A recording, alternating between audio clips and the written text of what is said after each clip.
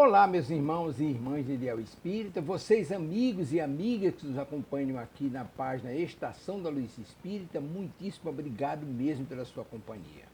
A nossa página Estação da Luz Espírita não tem fins lucrativos, o objetivo é a divulgação da doutrina espírita. E é por isso que nós reunimos aqui esta sede de matérias espíritas para que possa atender às suas necessidades, estudo, lazer, pesquisa. Você encontra aqui na nossa página Estação da Luz Espírita os livros da codificação, obras suplementares, entrevistas, palestras e os programas da Web Rádio Estação da Luz de Natal e Web Rádio Cristo Consolador de São Paulo. Ou seja, um acervo que atenda às suas necessidades, sem fins lucrativos. O objetivo é a divulgação da doutrina espírita. E agora eu convido você para nos acompanhar na reprodução de mais esse trabalho imperdível. Muito obrigado mesmo pela sua companhia e vamos juntos!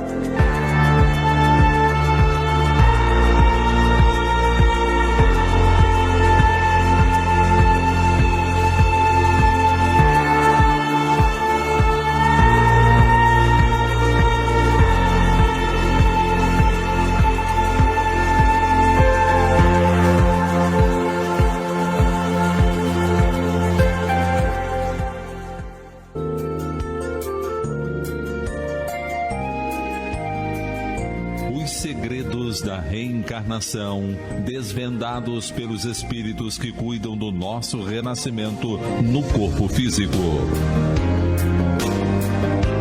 Pela Rádio Rio de Janeiro, Missionários da Luz.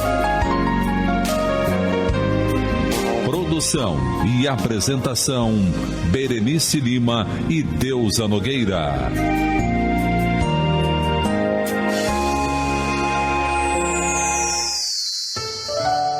Estamos estudando o livro Missionários da Luz e hoje nós vamos entrar no capítulo 15, que tem o título Fracasso. E o que está acontecendo, né? O Segismundo está nesse processo reencarnatório dele. O André Luiz está mostrando para a gente toda a questão da amizade, da influência da amizade, todos assim torcendo pelo Segismundo. Esses amigos todos são conquistas do Segismundo através de laços, por ter estabelecido os laços fraternais, de amizade e tal. Então agora tem um grupo grande de amigos desencarnados, espíritos, que estão assim torcendo e colaborando nessa reencarnação. E muito interessante, porque ele já está como feto. A Raquel, que é a mãe dele, né, a futura mãe, ela está grávida, ou seja, ele já está no feto, dentro da barriga dela, e já tem um relacionamento espiritual, porque quando a Raquel dorme, o corpo fica lá dormindo e ela, em espírito, tem contatos espirituais com o Segismundo. É uma coisa bem interessante. E eles agora não deixam, já se passaram 20 dias da gestação, né? E aí eles deixam claro que já está pronto esse serviço de reencarnação inicial, né? Agora, o trabalho completo, ele assim, dele está completamente reencarnado nas questões, inclusive dos elementos físicos, isso aí só vai acontecer quando ele estiver por volta dos 7 anos. Isso significa que essa primeira infância é algo muito delicado, porque a reencarnação ela só se estabelece propriamente dita em torno dos 7 anos. Então, até esse período, os amigos espirituais estão mais presentes, é tanto que nós vamos verificar algumas crianças tendo contato com esses amigos invisíveis, com os espíritos, porque ainda está meio lá, meio cá, e que a reencarnação realmente, de fato, acontece em torno dos 7 anos. E agora, no capítulo 15, que tem o título Fracasso, o André Luiz começa falando: verificando o meu aproveitamento no caso de Segismundo, Alexandre, sempre gentil, ao despedir-se dos construtores, dirigiu-se ao diretor deles, asseverando: agradeço a você, Apuleio, quanto fez por André nestes últimos dias. Nosso companheiro não esquecerá o seu concurso amável.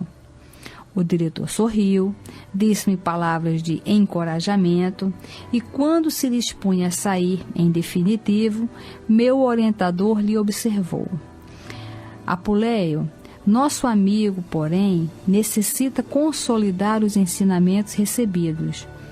André acompanhou um caso normal de reencarnação, no qual um esposo honesto cedeu inicialmente aos nossos rogos para que Segismundo renascesse com a serenidade imprescindível.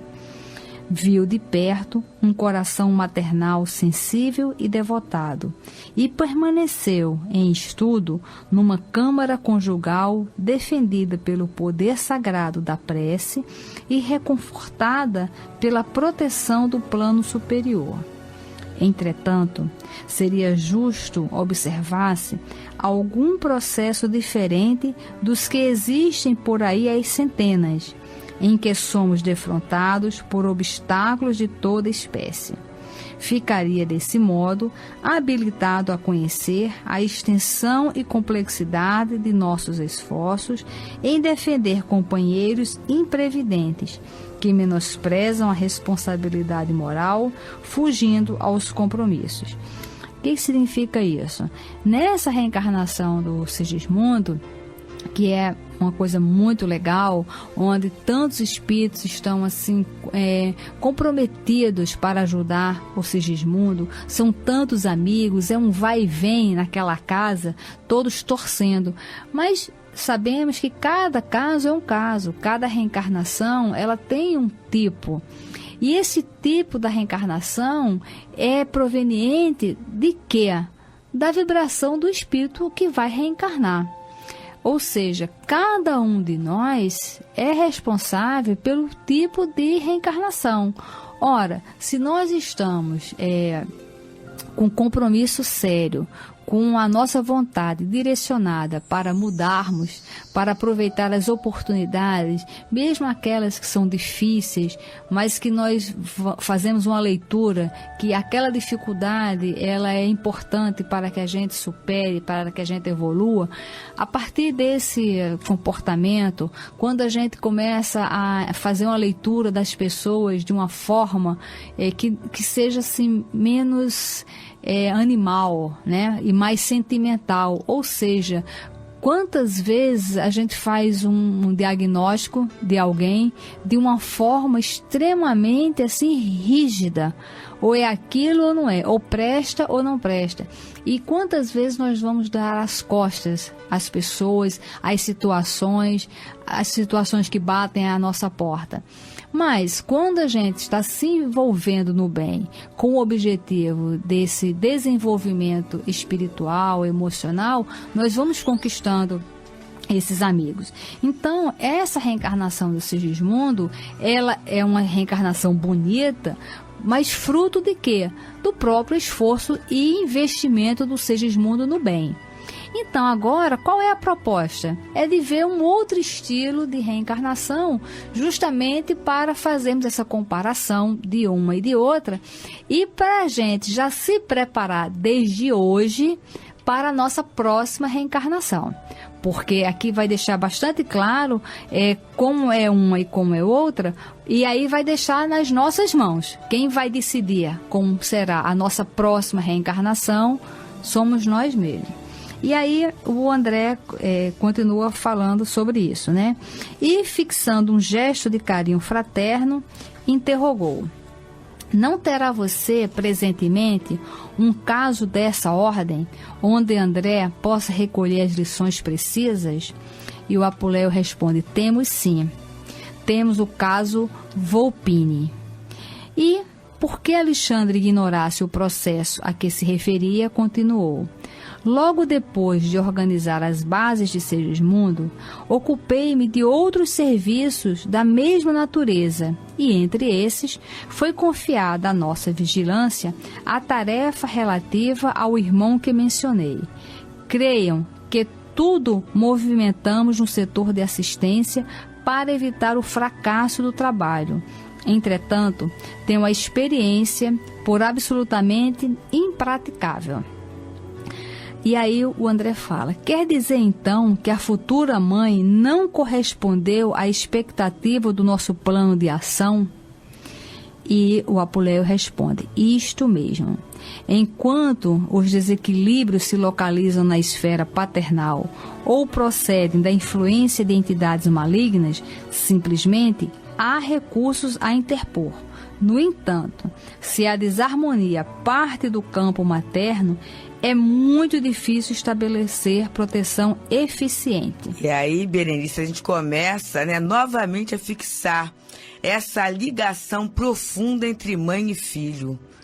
É algo assim, é molécula a molécula, né? Então, as emoções, os sentimentos, por isso é que a Meimei, ela fala, que a mãe é a médium da vida, é a missionária da vida, e parece até que está sendo uma super valorização da mulher. Mas não é nesse sentido que as coisas funcionam. É no sentido da gente ter o entendimento que a mãe é uma colaboradora, porque ela está ligada diretamente. É como se eu estivesse segurando um objeto. Cada vez em que eu sacudir a mão, o objeto vai ser abalado, né? Dependendo até da maleabilidade do objeto, eu posso até transformar o objeto se eu aperto mais a mão ou se eu abro mais a mão. Então, nesse caso, a interferência é muito grande.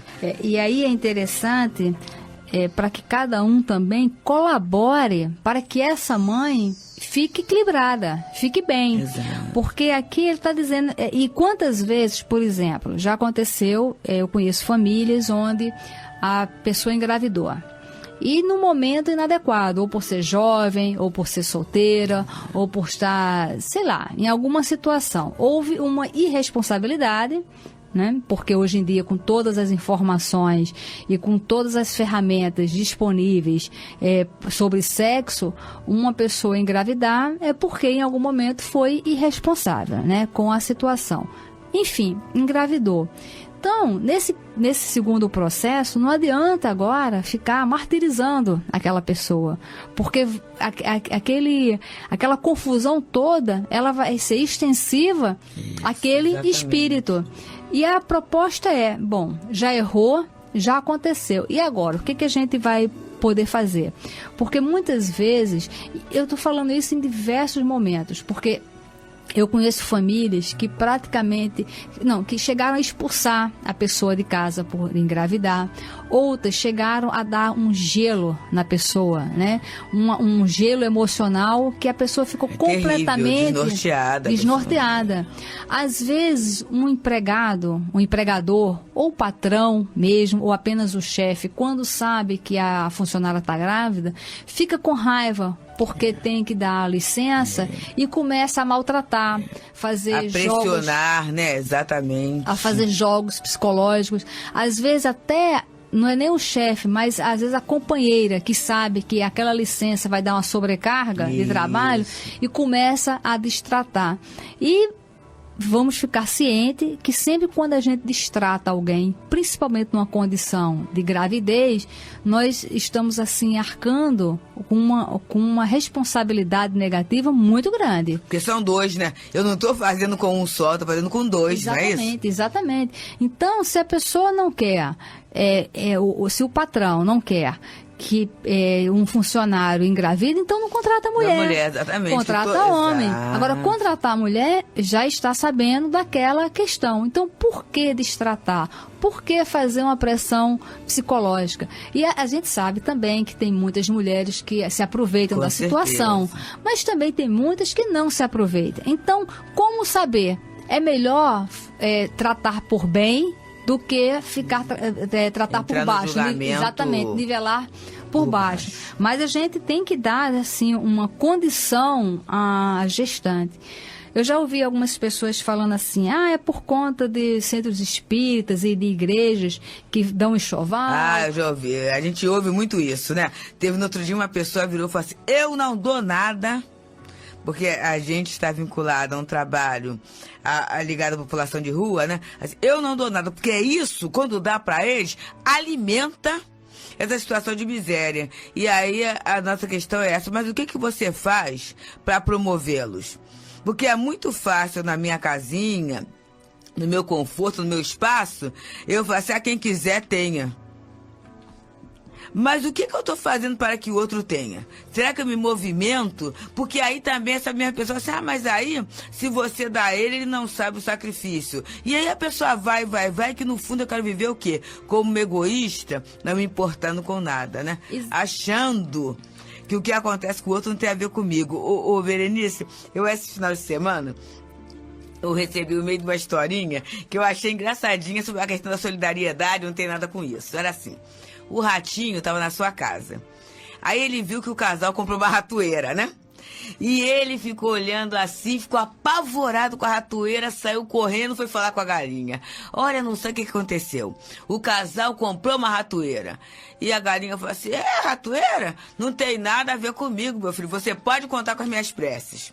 Aí ele correu um pouquinho mais, foi pro porco, né? Falou assim, olha, seu porco, você não sabe. Eles compraram uma ratoeira. Ratoeira? Não vê o meu tamanho? O que a ratoeira tem a ver comigo? Eu, hein? Você que se cuide. E aí foi pra vaca. E quando ele foi pra vaca da ratoeira, a vaca raiu e falou assim, olha o meu tamanho, olha o que eu faço, o que a ratoeira tem a ver com a minha vida? E aí o ratinho foi desconsolado pra casa, né? Que não teve o apoio de ninguém. Assim que ele chega em casa de noite, ele ouve um grito danado.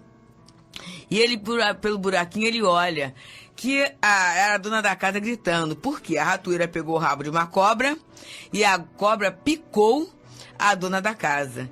E a dona da casa, então, apavorada com aquela situação toda, sentindo muita dor, foi levada às pressas para um hospital.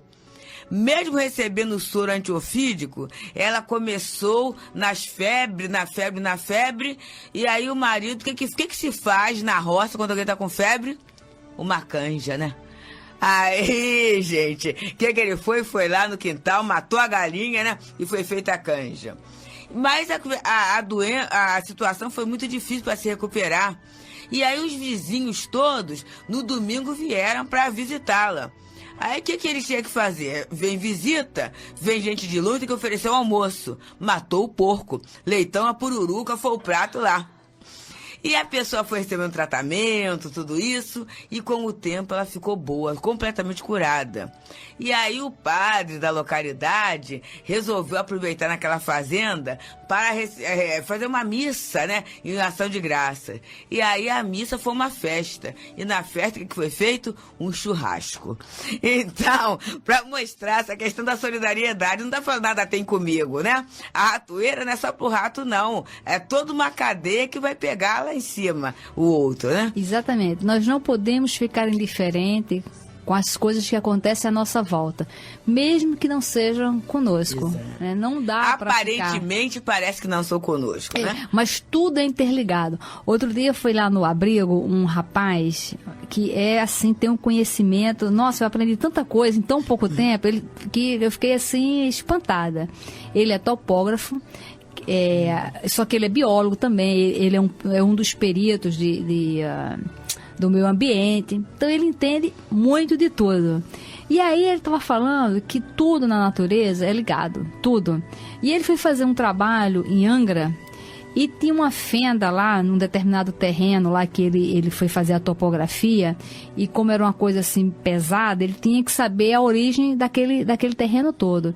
E tinha uma fenda lá, que essa fenda escorria água, e aí atravessava a Mata Atlântica toda, e era uma nascente que estava lá, ele até falou o nome do município, que era muito longe de Angra. E aí ele falou que em Niterói, onde ele mora, ele tem um veio d'água na casa dele, onde nasce lá em Barra Mansa. Ou seja, vem por debaixo da terra, pelas pedras, por tudo, até lá, entendeu? Ou seja, ele fala, e aí você fecha uma fenda dessa, você vai dar uma interferência lá no outro município, sem perceber. E quando a primeira vez que eu escutei sobre uma borboleta bate as asas aqui e tem um reflexo do outro lado do mundo, e ele falou que é isso mesmo, sabe? Na hora que você começa a interferir alguma coisa que você acha que não tem nada a ver contigo, aquilo ali vai se propagando de tal maneira que tudo tem a ver com você. Tem a ver com a gente.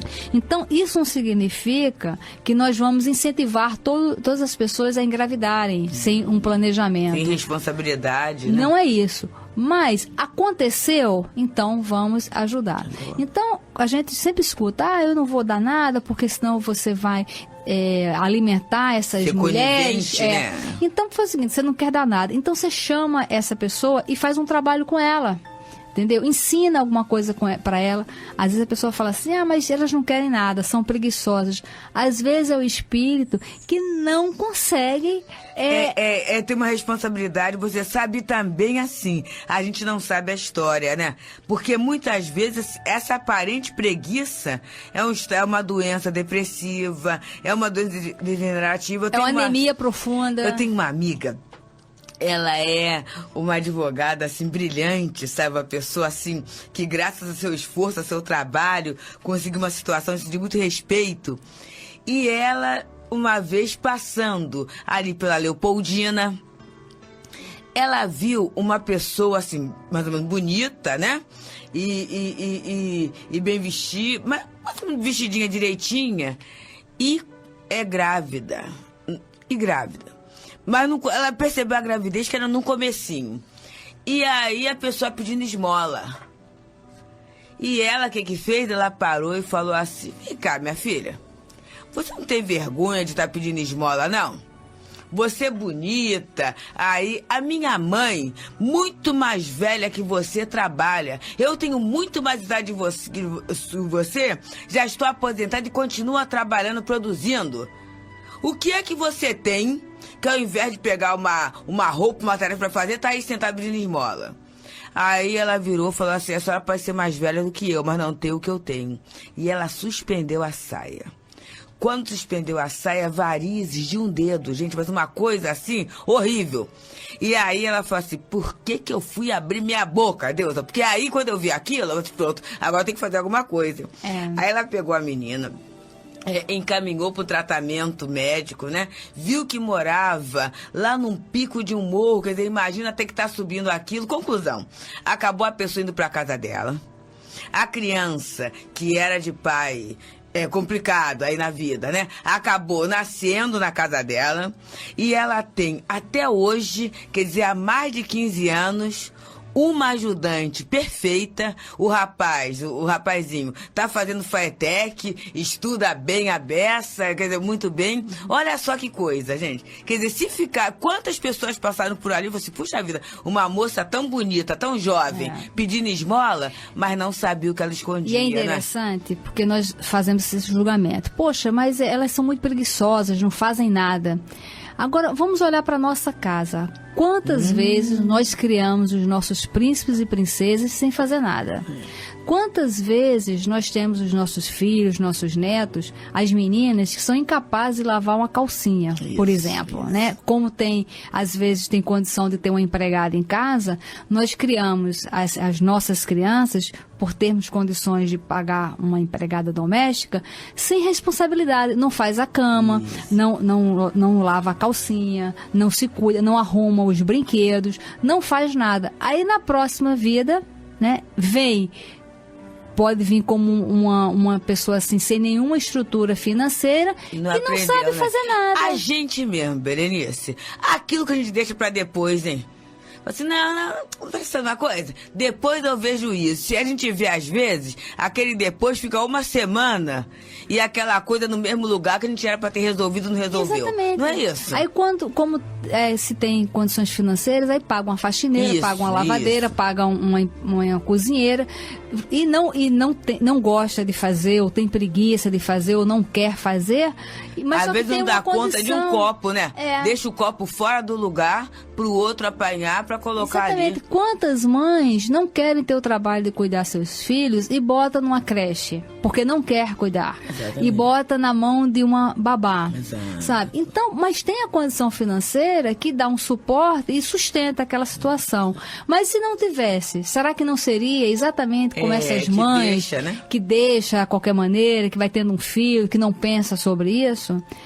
Quando a gente faz esse julgamento, a gente tem que pensar sempre na reencarnação, porque a gente pode vir numa situação daquela. Exatamente naquela situação que a gente vem para saber o que a gente faria sem a informação, sem o dinheiro, mas apenas com o corpo, com a disposição do corpo. Será que seríamos uma pessoa assim, uma trabalhadeira de ponta a ponta, com disposição?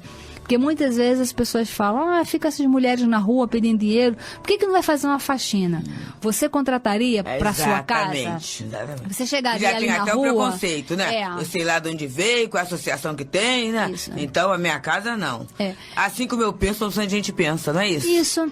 Então, às vezes, fala assim, tem essas crianças na rua, tem que ir para a escola. Mas você já foi conversar com essas crianças? Você já fez um trabalho de conduzir? Mas isso é problema do governo. Isso é problema nosso. É nosso. Entendeu? Até porque se está nos incomodando, é nosso. Isso, exatamente.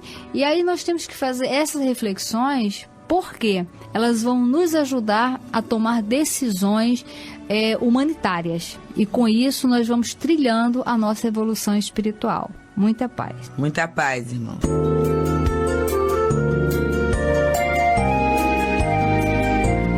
A Rádio Rio de Janeiro apresentou Missionários da Luz.